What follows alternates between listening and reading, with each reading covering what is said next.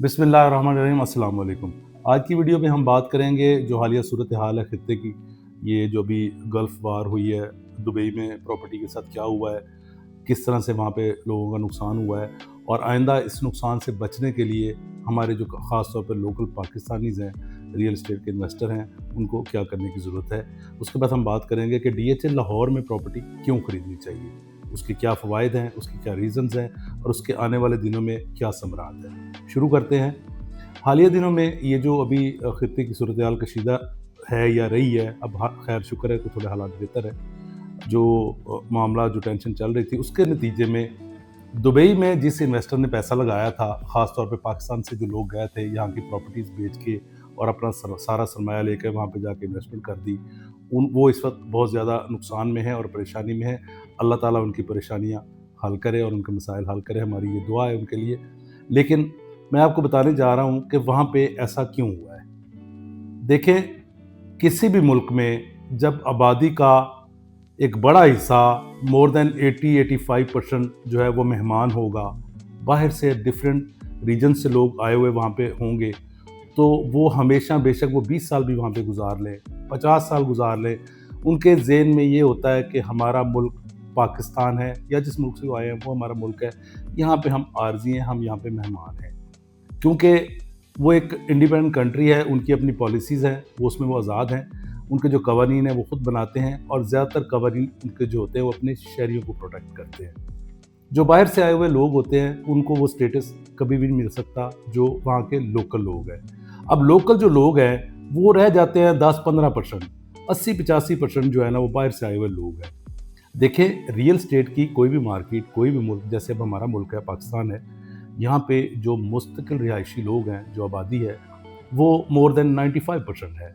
यानी 25 करोड़ लोगों का अगर मुल्क है मिसाल के तौर पे, तो 24.5 करोड़ लोग ऐसे हैं जो जिन्होंने इधर ही रहना है। उनकी आबादी भी बढ़नी है, उनकी ज़रूरियात भी बढ़नी है और ये एक हाउसिंग सेक्टर एक ऐसा सेक्टर है जिसमें पिछले 40-50 साल से हम डेफ़िसिट का शिकार हैं। हर दौर में एक ख़ास परसेंटेज में घरों की कमी है। रियल एस्टेट में घर, प्लॉट के बाद जो घर है वो एक बुनियादी हैसियत रखता है। बाकी जो कारोबारी सरगर्मियाँ हैं, इन्वेस्टमेंट्स हैं, वो उसके बाद आती हैं। देखिए, घर हर इंसान की एक बुनियादी ज़रूरत है। यहाँ पे आबादी बढ़नी है, हालात कैसे भी हों, जिस तरह के भी हों, आपके सामने है। पिछले 3 साल में हमारे मुल्क में इकॉनमी की जो सूरत हाल है, क्योंकि ग्लोबल जो चेंजेज़ आई हैं उसकी वजह से काफ़ी ज़्यादा असरात पड़े हैं, हमारा ग्रोथ रेट नीचे गया है। लेकिन उसके बावजूद अगर आप स्टैटिस्टिक निकालेंगे तो आप देखेंगे कि हम हाउसिंग में अभी भी डेफिसिट में हैं। बेशक लोगों का सोर्स ऑफ इनकम कम हुआ है, लेकिन अभी भी घर खरीदने वाले, घर बनाने वाले, कमर्शियल प्रॉपर्टी बनाने वाले लोग मार्केट में मौजूद हैं। जिसके नतीजे में इन 3 सालों में जो हालात यहाँ पे रहे हैं, उसकी वजह से प्राइसेस ड्रॉप नहीं हुई। अगर मैं डीएचएल लाहौर की बात करूं तो आप 3 साल पहले की फिगर्स और आज की फिगर्स उठा के देखेंगे, डीएचएल लाहौर में फेज़ 6 में इन 3 सालों में एक एवरेज प्लॉट का जो रेट है वो 1 करोड़ रुपया बढ़ा है। कमर्शियल की बात करें तो कमर्शियल में 2 करोड़ से लेके 5 करोड़ पे ऐड हुआ है। सारे फेजेज़ में देखिए, फेज़ 9 प्रिज्म में जो 3 साल पहले प्राइसेस थी वो प्राइसेस वही हैं, वो कम नहीं हुई। बेशक बायर कम हो गया है, लेकिन अभी फिर फेज़ 9 प्रिज्म में लोगों ने प्लॉट खरीदने शुरू कर दिए हैं। उसकी वजह ये है कि यहाँ पे आबादी हमारी अपनी है, लोग हमारे अपने हैं, हमने यहीं रहना है, हमने घर भी बनाने हैं, हमने कारोबार भी करने हैं।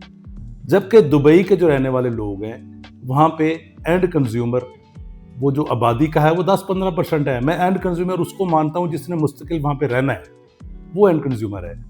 जो मेहमान के तौर पे जाता है, किसी और मुल्क का रिहायशी है, वो वहाँ पे उसका सेकंड होम तो हो सकता है, लेकिन प्राइमरी घर जो है उसका वो पाकिस्तान में ही है। उसकी जो तरजीहात है वो सबसे पहले उसमें हमारा अपना मुल्क आता है। इस वजह से देखिए, आइंदा आने वाले दिनों में अगर आप दोबारा से सोचते हैं दुबई में इन्वेस्टमेंट करने का या किसी भी मुल्क में इन्वेस्टमेंट करने का, ये चीज़ ज़हन में रखिएगा कि वहाँ पे जो एंड कंज्यूमर है, जब कोई मामला होता है, कोई टेंशन बनती है, तो 10-15% लोग पीछे रह जाते हैं। अगर आप फिगर्स उठा के देखें, अभी वैसे इंटरनेट पे फिगर्स अवेलेबल नहीं है एग्जैक्ट, क्योंकि वो ख़त्म कर दी गई हैं। फिगर्स उठा के देखें तो ये जो इतने इतने बड़े मॉल हैं, शॉपिंग एरियाज़ हैं, पार्क्स हैं, क्लब्स हैं, एंटरटेनमेंट एरियाज़ हैं, वहाँ पे जो लोग जाते थे, जिनकी वजह से रश होता था और उनको इनकम होती थी, वो 80-90% फॉरेनर लोग थे। लोकल लोग तो इस तरह की चीज़ों में बहुत कम जाते हैं।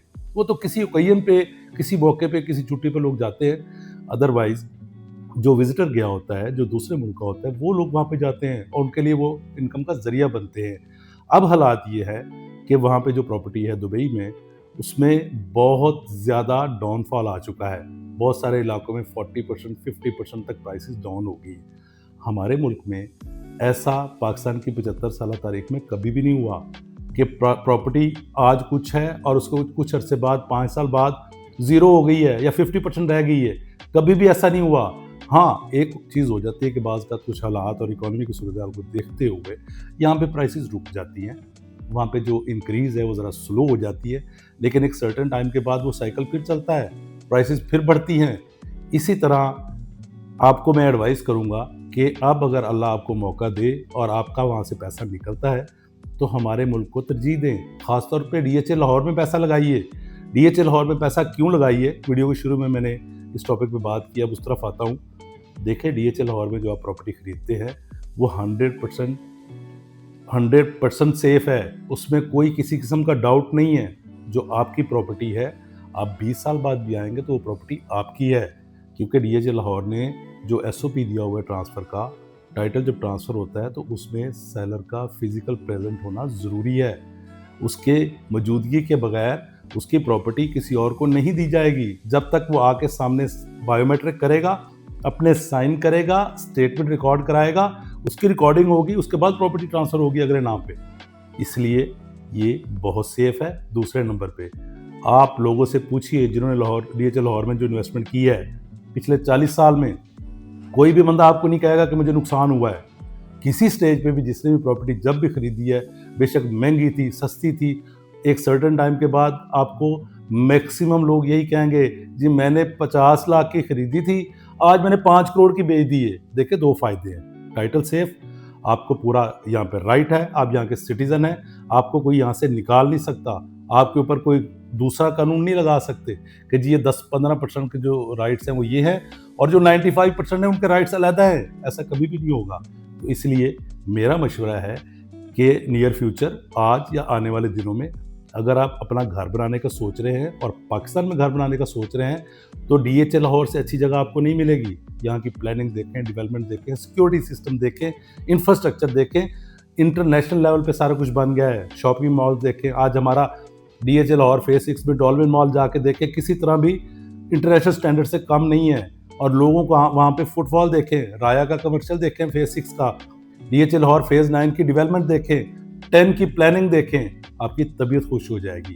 तो इसलिए अगर आप प्रॉपर्टी खरीदना चाहते हैं, घर बनाना चाहते हैं या कोई कमर्शियल प्लाजा तमीर करना चाहते हैं, पाकिस्तान के किसी कोने में हम बैठे हुए हैं, दुनिया के किसी कोने में बैठे हुए हैं, डीएचए लाहौर में सरमाया लगाएंगे तो आपका 100% महफूज हाथों में रहेगा और आपकी प्रॉपर्टी हमेशा आपकी रहेगी। इसलिए राइट लेफ्ट देखना बंद कीजिए।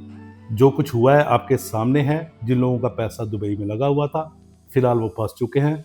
अल्लाह ताला उनके लिए आसानियों वाला मामला फरमाए और आइंदा आने वाले दिनों में आप कोशिश करें अपनी इन्वेस्टमेंट पाकिस्तान में, ख़ास तौर पे डीएचए लाहौर में करें। शुक्रिया।